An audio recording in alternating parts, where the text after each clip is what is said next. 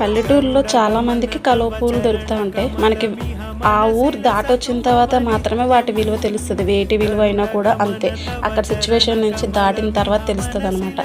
ఇవి ఎందుకు చెప్తున్నా అంటే, ఇప్పుడు తెల్ల కలువ పూలు దొరికినాయి అనుకోండి, ఇప్పుడు కార్తీక మాసంలో రెడ్ కలర్ కలువ పువ్వులతోనే పూజ చేయాలి అని కూడా మళ్ళీ కొంచెం బ్లైండ్గా వెళ్ళిపోతూ ఉంటారనమాట. అలా ఏం లేదు, మనకు కలువ పూలు దొరికినాయి, చక్కగా పూజ చేసుకోండి. ఇవి దీపావళి రోజు మా మావయ్య తెచ్చారనమాట. మేము ఆ రోజు లక్ష్మీదేవికి పూజ చేసుకున్న ఇంకా మిగిలినాయి. తెల్లారికి చూసారు ఎంత బాగా ఇచ్చుకున్నాయి, వాటిని చూడగానే ఎంత ఆనందం వేసిందో.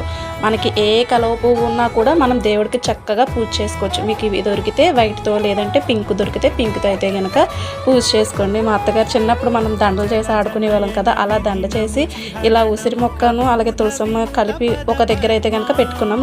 అంటే దీపావళి తెల్లారి నుంచి కార్తీక మాసం కదా అని చెప్పి అలాగైతే కనుక దండ చేశారనమాట. కాబట్టి మీకు ఏ పువ్వులు దొరికినా శివుడికి చక్కగా పూజ చేసుకోవచ్చు.